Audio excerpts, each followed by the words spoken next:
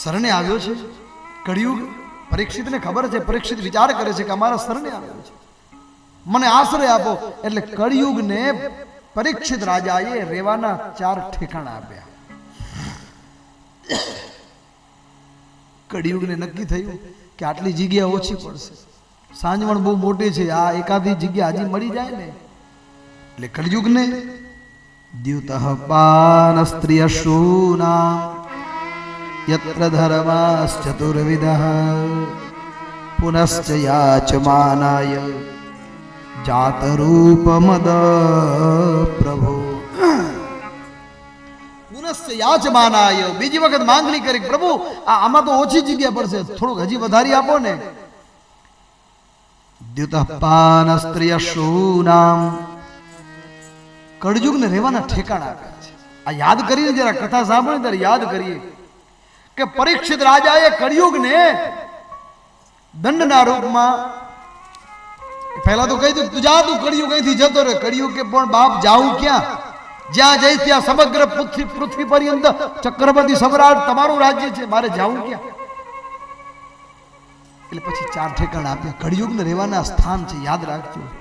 દ્યુતઃ પાનમ સ્ત્રિયસૂના, એક જુગાર રમાતો હોય ત્યાં કળિયુગ. જુગાર જ્યાં રમાતો હોય ને ત્યાં કળિયુગ. આ રાજા પરીક્ષિતે કળિયુગને રહેવાના ઠેકાણા આપ્યા.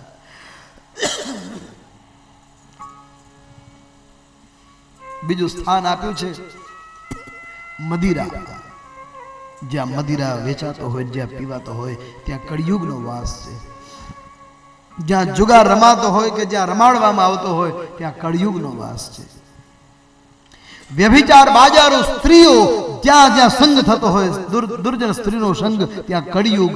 અને ચોથો હિંસા, જ્યાં હિંસા થતી હોય ત્યાં કળિયુગ. મારફાડ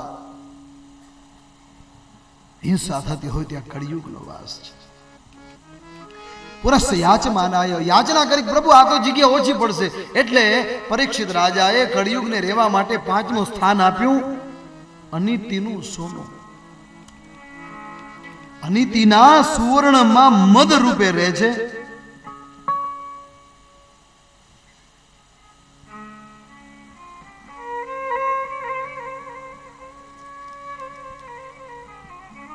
સ્ત્રીઓ ત્યાં વ્યભિચાર રૂપે, હિંસામાં ક્રોધના રૂપમાં કળિયુગનો વાસ છે. મદિરામાં મદના રૂપમાં કળિયુગનો વાસ છે.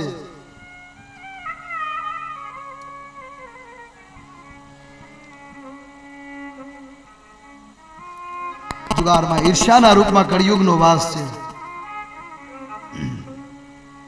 અનિતિનું સુવર્ણ અધર્મનું દ્રવ્ય. કળિયુગને 5 સ્થાન આપ્યા. ધર્મને પોતાના 3 પગ આપેલા હતા, કપાયેલા હતા. એમાંથી તપ, પવિત્રતા અને દયારૂપી 3 સ્તંભ આપ્યા. ધર્મ 4 સ્તંભ વાળા બન્યા છે. પૃથ્વીને, ગાય રૂપી પૃથ્વીને પણ દોહન કરાવ્યું, એને પણ સાંત્વના આપી. આમ ધર્મને અને ગાયને, પૃથ્વીને રાજાએ પરીક્ષિત વિદાય કર્યા છે. આ બાજુ કળિયુગને પણ વિદાય કર્યો છે. કળિયુગે શું 5 સ્થાનો ક્યાં આપ્યા યાદ કરી લઈએ જરા બીજી વખત. એક, જુગાર. જુગાર ક્યારે ન રમજો. ઘણી વખત ટાઈમ પાસના ચક્કરમાં જુગાર ઘરમાં આવી જાય છે. અહીંયા તો નહીં જો, લગભગ વિશ્વાસ છે. આ બધાના હાથમાં વધારે પડતી માળા છે એટલે કદાચ જુગાર નહીં હોય એવું માની શકાય. અને હોય તો મૂકી દેજો, એમાં ક્યાં બીજી વાત. જુગાર રમવાથી કળિયુગ. જુગારમાં કંકાસ રૂપે કળિયુગ છે. જુગાર તમે ભાઈ રમે કે બેન રમે, એ જે પૈસા જીતીને આવે ને એટલે ઘરે કંકાસ ચાલુ થઈ જાય. ઘરમાં કંકાસ કાઢવી હોય, જુગાર રમવાનું બંધ. આપણે કાળી ચૌદસના શું કરું, ભજીયા બનાવે તો કહેશે ક્યાં ગયા, તો કકરાટ કાઢવા. ખરેખર તો કકરાટ જુગારની કાઢવાની હોય છે, કાળી ચૌદસના નહીં.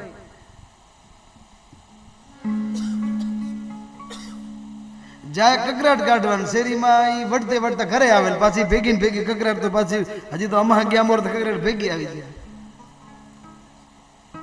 ક્લેશ અનીતિના જુગારનો જે પૈસો આવે ને એ સારો નથી ઘર માટે, તમારા ઘરને ખેદાન બેદાન કરી નાખે. એટલે ક્યારે પણ જુગારનો પૈસો ઘરમાં ન રાખવો જોઈએ. પણ હવે બે ભેગા એવા થઈ ગયા હોય તો એમાં પછી કે ને તો એ બે સમજી લે, ખરે ઠેકાણે બે ભેગા થઈ જાય છે. હા, જ્યારે હિસાબ કરે આટલા ગયા ને ઓલી કે આટલા મારે આયા, કે તમારે આટલા ગયા તમારે આટલા આયા, સરબર. જુગાર ન રમવો જોઈએ. એક શા માટે બોલે કળિયુગનો વાસ છે, જ્યાં આપણે એક બાજુ તો મોટી મોટી સાધનાઓ કરતા હોઈએ, મોટી મોટી ભક્તિની વાતો કરતા હોઈએ, અને પાછો કળિયુગથી બચવા માટે આપણે દૂર ભાગતા હોઈએ, અને પકડી લઈ કળિયુગને. એમ કેમ ચાલે? કળિયુગથી બચવું હોય તો જુગારથી દૂર રહેવું જોઈએ, મદિરા પાનથી દૂર રહેવું જોઈએ. ત્યાં કળિયુગ છે. હિંસા, વ્યભિચાર અને અનીતિનું સુવર્ણ, આ 5 જગ્યાએથી બહુ બચવું જોઈએ. હવે આ જે આશરો આપ્યો ને એ જ કળિયુગે પરીક્ષિતને વારો લીધો છે. બન્યું એવું છે, સુતજી કહે છે કે ઋષિઓ, રાજા પરીક્ષિત ભગવાનને ગર્ભમાં બચાવ્યો, એ જ રાજાના રાજ્યમાં કળિયુગે પ્રવેશ કર્યો છે. એક વખતનો સમય છે, રાજા પરીક્ષિતે વિવેક ગુમાવ્યો અને શ્રાપ મળ્યો. ઋષિઓએ પૂછ્યું, મહારાજ આવું કેમ? બોલે, એક વખત રાજા શિકાર કરવા નીકળ્યા છે, શિકાર કરતા કરતા શિકાર ન મળ્યો, એક ઋષિના આશ્રમમાં પહોંચ્યા છે.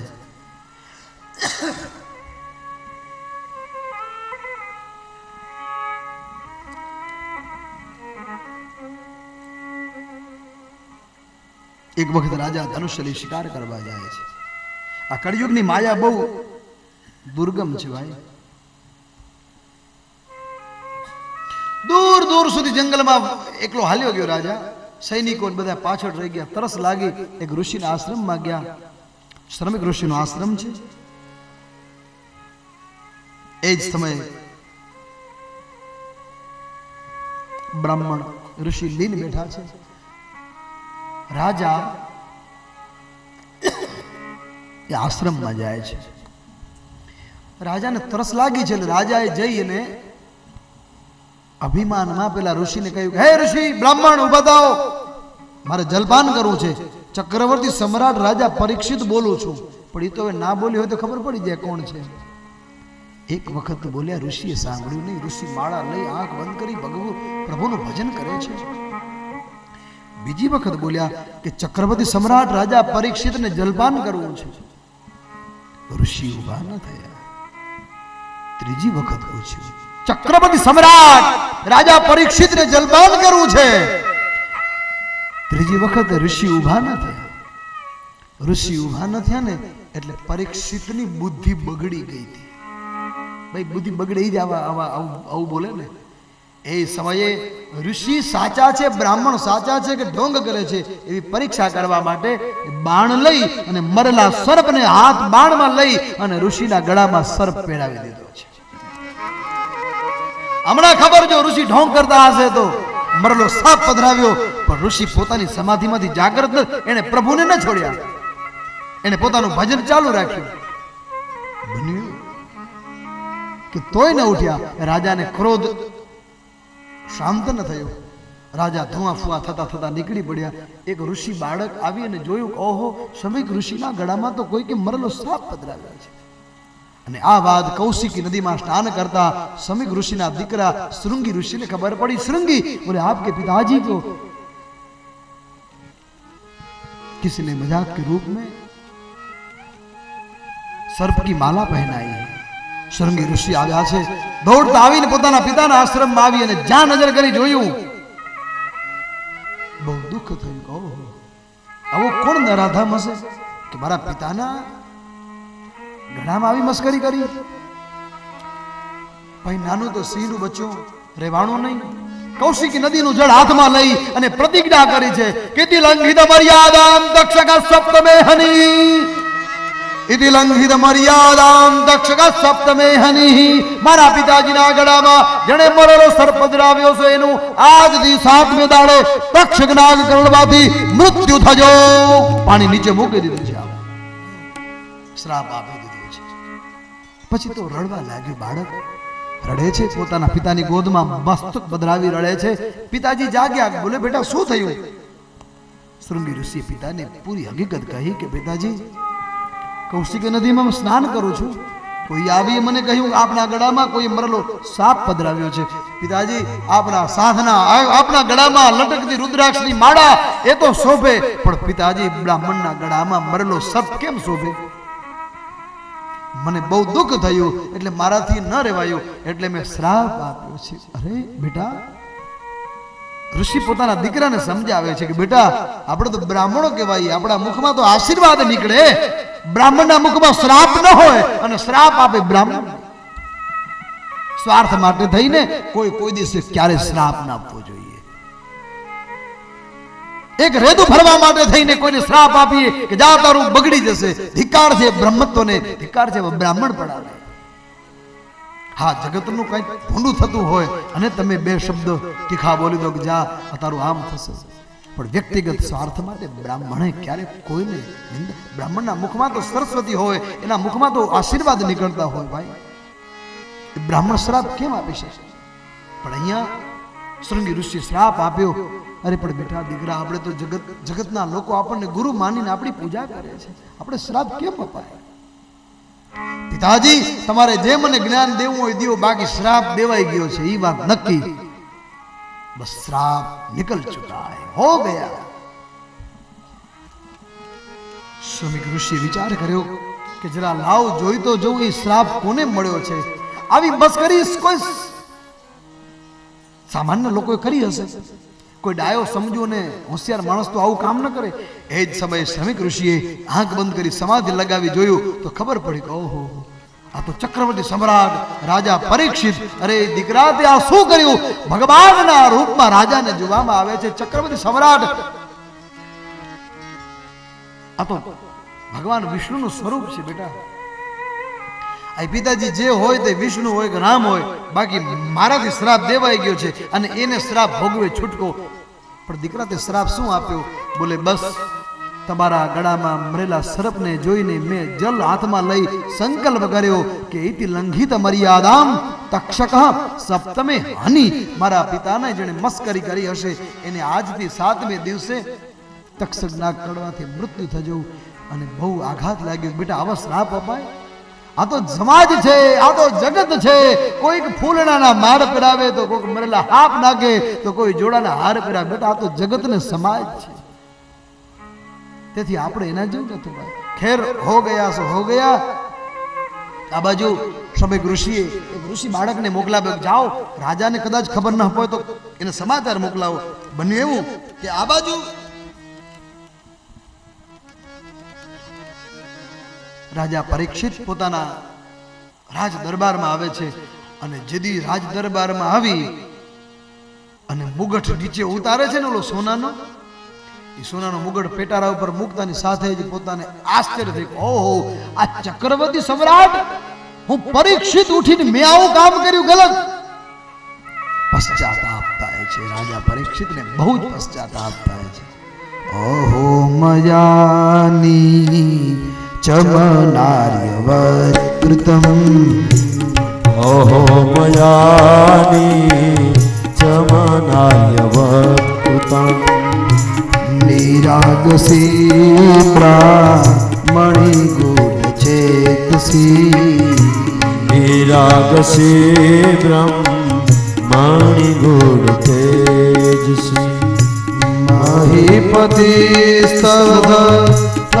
કર્મ ગોયા, મહીપતિ તત્કર્મ ગોય, વિચિન્નમાહુ તદા સુદૂર્મના, વિચિન્નમા મકૃતમ સુદૂર્મના.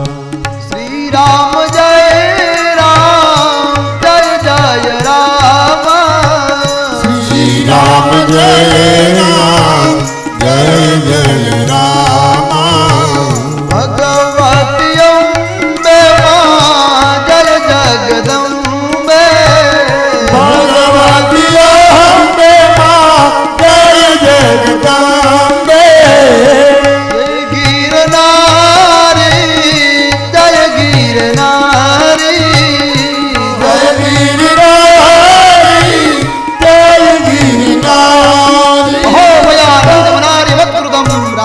પરીક્ષિતને દુઃખ થયું. એ ભાઈ, સોનાનો મુગટ નીચે મૂક્યો ને તો રાજાની બુદ્ધિ શુદ્ધ થી સ્થિર થઈ ગઈ.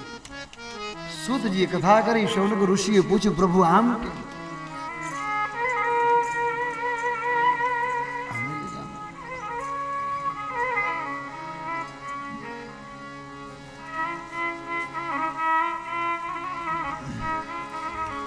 રાજા એ જે છે હતો એવો ને એવો ડાયો જ છે. ચૂક ક્યાં થઈ? ભૂલ ક્યાં થઈ? ભૂલને હંમેશા ગોતવાનો પ્રયત્ન કરવો જોઈએ. આપણી થોડીક તકલીફ છે આજના માનવીની. આપણે ભૂલ કદાચ ન કરવી હોય થઈ જાય ને તો આપણે બધા ભૂલને દબાવવાનો પ્રયત્ન કરીએ. વહેતા પાણી નિર્મલા, પાણી પડ્યું રહે ને એ દુર્ગંધ મારે. વહેતું પાણી હોય ને એ પછી નિર્મળ હોય. એમ આપણે નાનકડી પણ ભૂલ થઈ જાય ને તો હંમેશા દબાવવાનો પ્રયત્ન કરીએ છીએ. મહાપુરુષોનું શાસ્ત્ર એમ કહે છે કે ભૂલને કબૂલ કરી લેવી જોઈએ. એટલે ધેટ્સ ઓલ, ફિનિશ. પણ ઓલો ગંઢો થઈ જાય ને પછી તકલીફ પડે. એટલે ચૂક કહા હુઈ. રાજા પરીક્ષિત તો ડાયો છે, એને ભૂલ ક્યાં કરી? જો ગંભીર પ્રશ્ન છે. ચક્રવર્તી સમ્રાટ રાજા પરીક્ષિત એનું વિષ્ણુનું સ્વરૂપ છે ભાઈ. તો રાજાએ આવું કેમ કર્યું? જે રાજાના 71 પેઢીથી બ્રાહ્મણોની સેવા કરતા આવ્યા એ પરીક્ષિત બ્રાહ્મણોનું અપમાન કેમ કરે? ન કરે, હોય જ ન શકે. ચૂક કહા હુઈ દેખના, ગૌર સે દેખને વાલી બાત. રાજાએ મુગટ ઉતાર્યો ને, રાજાની બુદ્ધિ શુદ્ધ થઈ ગઈ અને પોતે ને પોતે નિશાસો નાખીને કહેવા લાગ્યો, ઓહો ઓહો મયા નીચ મનાર્યવત કૃતમ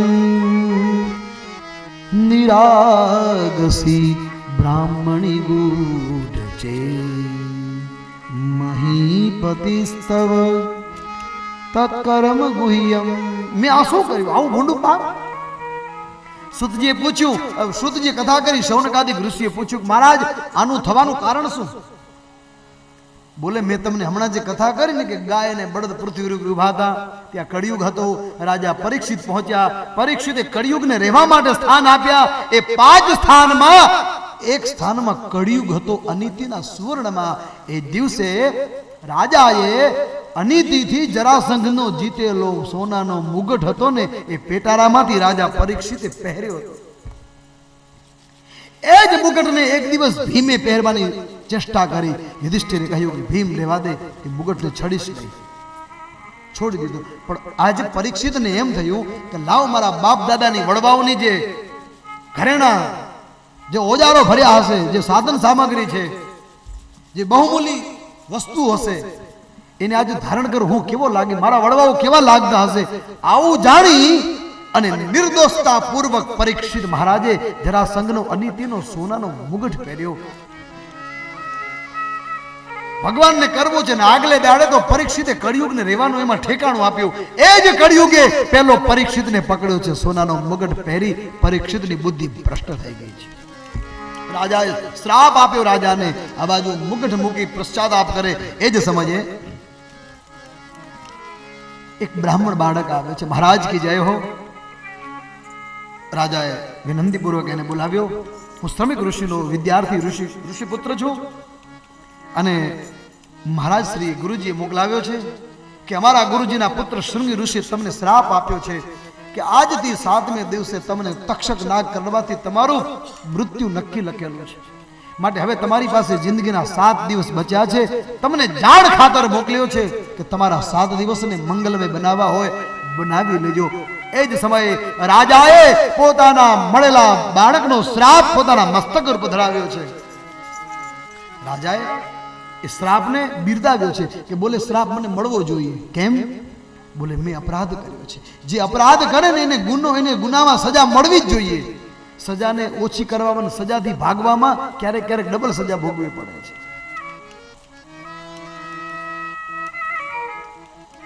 એક વખત